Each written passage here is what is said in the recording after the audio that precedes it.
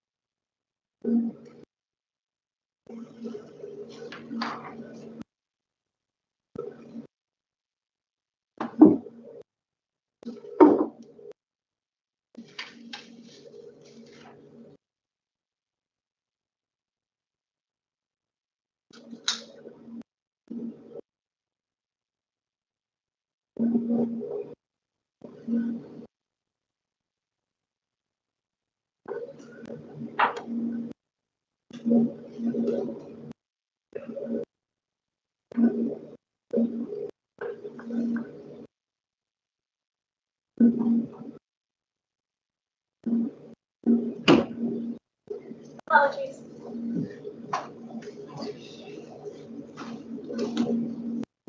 Yeah, time.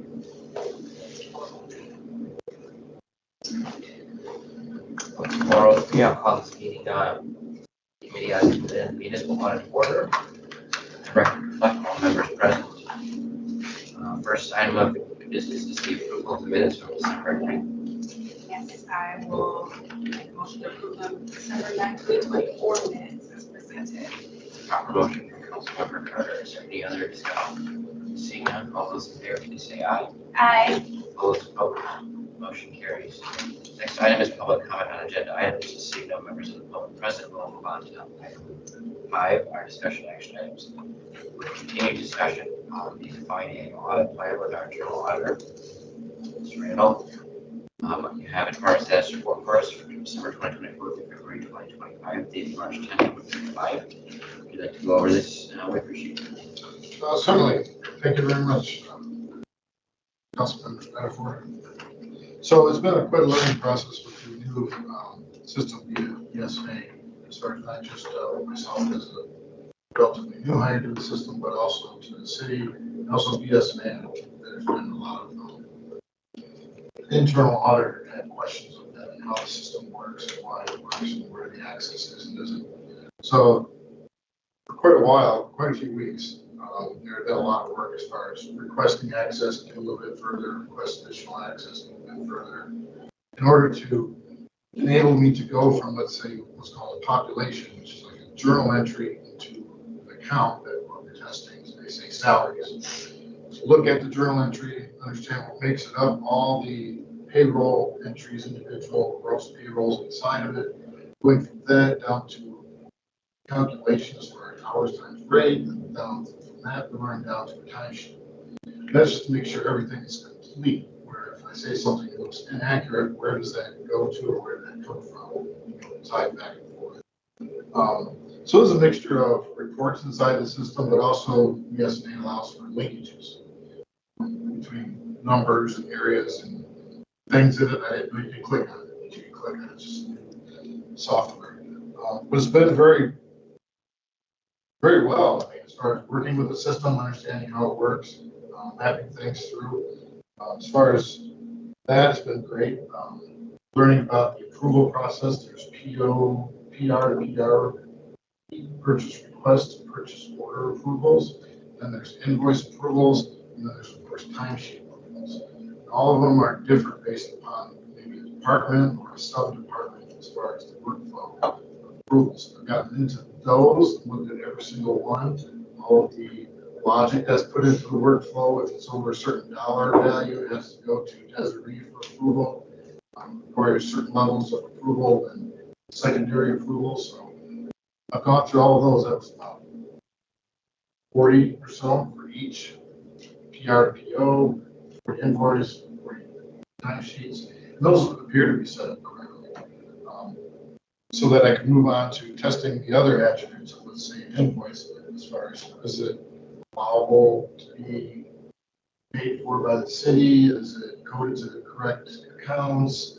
Does it have, again, proper approval? Make sure to verify that. Is it posted in the correct date, period, time frame?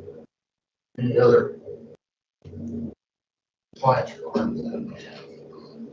That was another learning process, trying to understand, okay, what are the different compliance check boxes that I have to look for and understand, not just from the city operational, but from governmental entity as well. Some of them also go into the federal, as far as the federal purchasing requirements as well. I have to research those. So developing a standard methodology has been part and parcel, a large part of this. Standing up, auditing work papers from scratch, because whenever I go to an organization, I can't take my prior work with me. That's part of their. So I have to come here and set them all up so that it documents scope, purpose, objective, population sources, timelines, systems used, people ask, all those sort of check boxes to make sure that I collect them in place. That being said, I have started timekeeping. I've pulled about 15 or 20 or so timesheets to look down. I've looked at a few police and fire, but those aren't really auditable yet. They're still new in the system. They just started in January, so we need to get companies standardized and used to it before actually trying to audit this. So I anticipate in the next couple of weeks I'll select a few more skills from those folks as well. But by and large, all of the other offices, back offices, public safety, Parks and Rec, I even use mine as an example to try to figure out where things flow through. I've selected about 15 or so total. Those are mostly tests type things. See what I can see to make sure that is what I'm looking for. That every organization has the same expectations out there of the way they're using the system. Same thing with the invoices as well. Some of the invoices in the system didn't go through the approval processes until months later than I thought they were going to start. The system got caught up to it again. So, but then I had to scope my time frame where I can pick signs examples from the invoices based on that.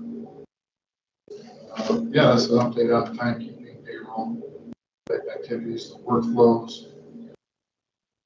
Any questions? Now, sorry. Invoices, I did find a couple expense reports. The only way I can identify them is see who the vendor is. Just like any other invoice in there. There's a person being reimbursed. There's a lot of expense reports. So The NLPD started a new time sheet process in this calendar year, is that what you're saying? They weren't put on the system until January. They have a different process that they kept with. It's outside of the system. It's manual because they rely so heavily on scheduling of personnel. They fall back on that scheduling as far as their timesheets. So somebody's scheduled to be there. If they don't show up, everyone will know, and you have to get somebody to replace them. So all those schedule sheets are what they rely on as far as approvals behind it. Police department is quite unique in that someone might work 100 hours one week, 10 hours another week. According to the police chief, over 6 weeks, they should average out 40 hours a week. So that one will take a longer, broader scope of look at. Well, some of them will be heavy timesheets as far as other ones might be later. For the fire department, when they did the manual process, are you able to kind of go through that and audit that prior to them going through BSNA? I met with the Like a gentleman. sample session?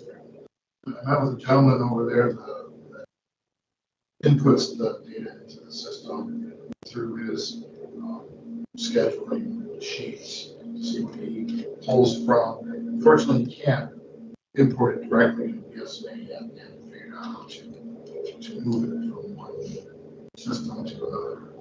So he still has to do it manually, which he does with batch checks as far as time period goes through with 500 hours.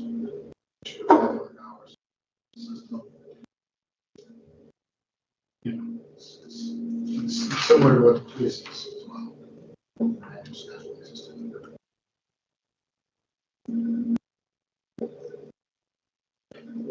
What do you anticipate the timekeeping will be?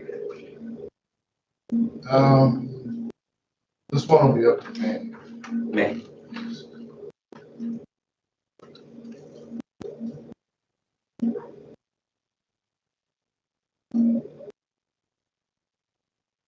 Thank you for explaining that. I was looking at the chart you provided as well as the process outline that, speaks to what's being done here. So, thank you for giving that May date. That was going to be my question is through these different phases, do you have and I know each department may be different, but do you have an approximate timeline, like as far as number of days or months or weeks that it would take to work through the phases of your Well, generally, auditors plan for a third of the time in planning section of it in that schedule, a third of the time in field work, and then a third of the time in reporting. Okay. Reporting here, I don't think is going to take as long, just because of the thinness of the organization. It doesn't have so many layers involved to get approvals and reviews in. And also, I think with the system being relatively new, if there's any issues identified, help them correct it. Approvals, again, I've gone through the workflows already, and they all bring it here set up correctly.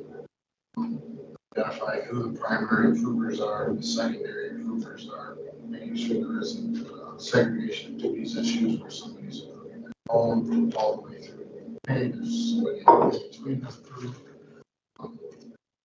All those appears to be set up.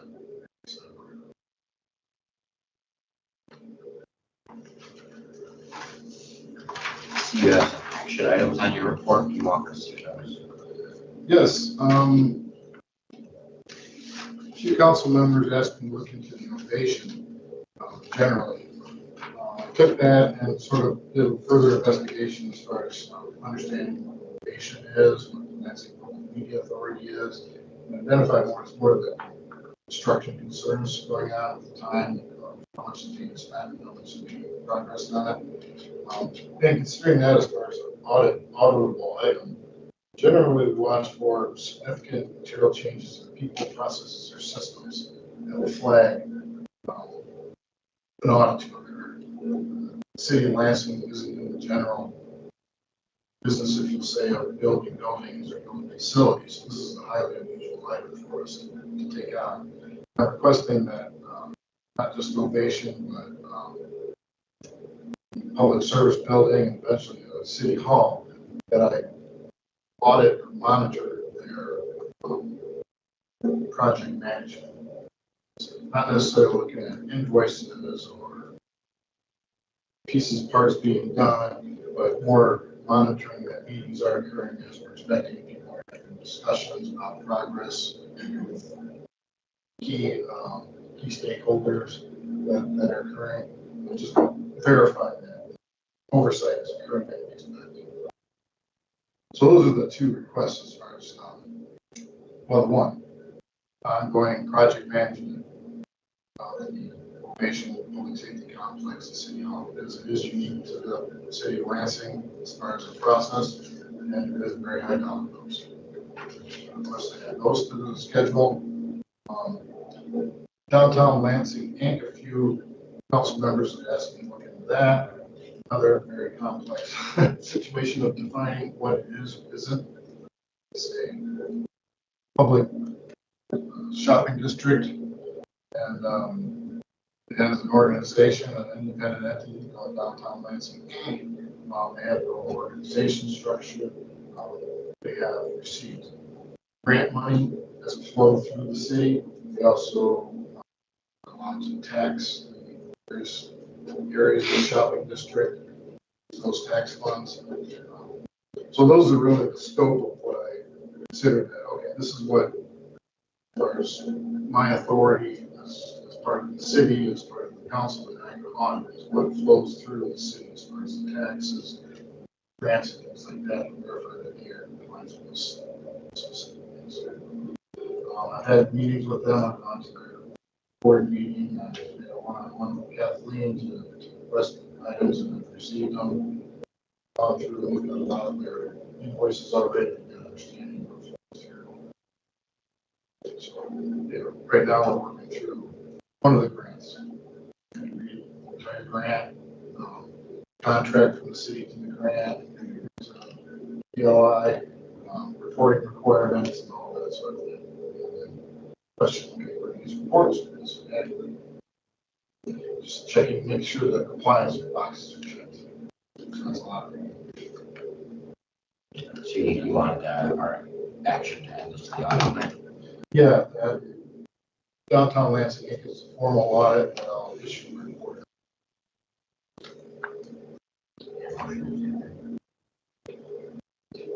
Yeah. Yeah. I'll make a motion to add action item number 2, approving to add adding performance audit of downtown Lansing. Any further discussion? Seeing none, all those in favor say aye. Aye. Opposed? Nay. Motion carries. Other things you need from us, Charles? Going back to part 1. Part 1. If you would allow me to monitor their project management, significant fixed asset purchases and cost items. Need a motion to add item 1. I'll make a motion to add item number 1, approve the adding ongoing audit management monitoring procedures for building of location, public safety, complex, and city hall. Any discussion? Seeing none, all those in favor please say aye. Aye. All opposed? Motion carries. Then you wanted to talk about assessing the department staffing levels. I think last time we talked about the council. Yes. As we get close to budget time. As we get close to budget time, where would that flow through this committee, the whole? Whom I should be speaking to about the audit for budget? Leadership for sure, because they'll be putting their proposal out to the year. Yes. Yeah. Yeah, right. To the mayor, and then we can also add our input to the budget process. The committee will take leadership for sure. And this is because as looking at various audits that are identified, approved through the committee, plus the ongoing reoccurring internal auditor, And other items that, again, that start coming up that, okay, we should go out to that, we should go out to this. We haven't even started looking at the IT system, any type of those type of audits that additional time and scope as well. Timekeeping, just because it's such a large part of this organization, it should be a reoccurring activity, not necessarily ongoing all the time, but every 6 months or so, like whole time sheets accordingly, just because it's a high cost. Another items is going to need somebody to help with that.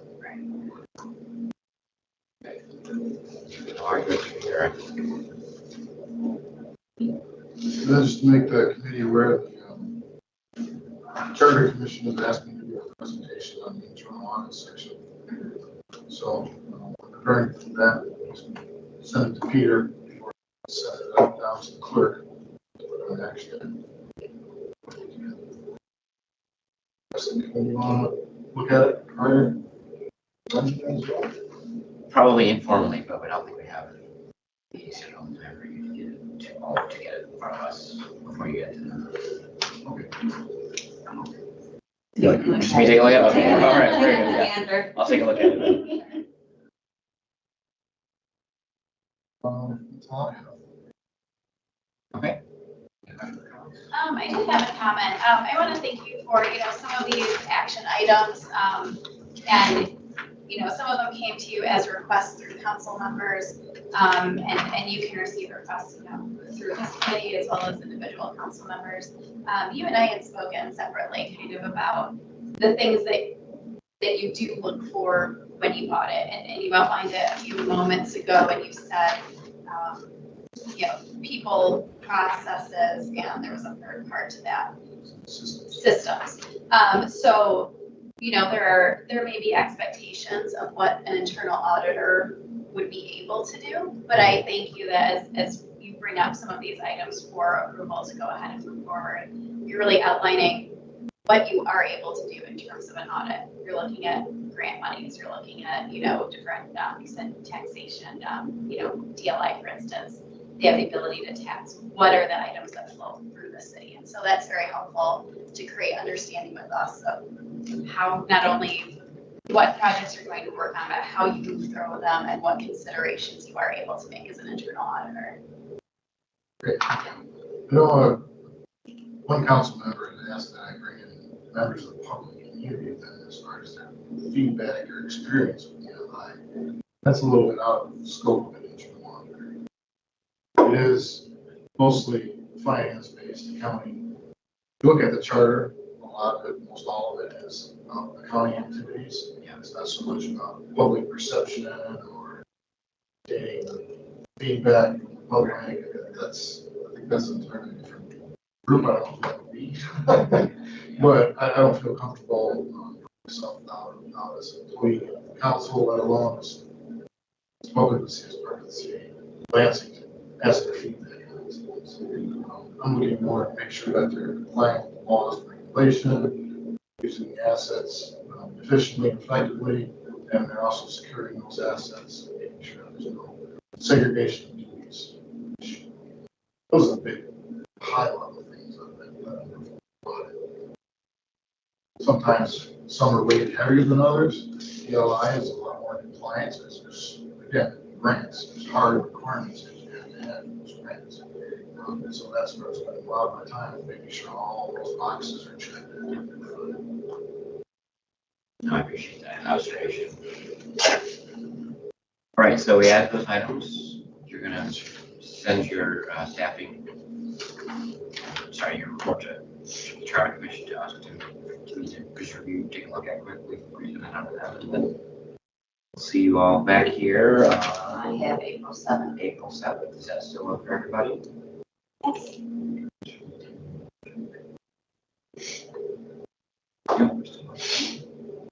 All right, see you all then at 4:24. Thank you very much.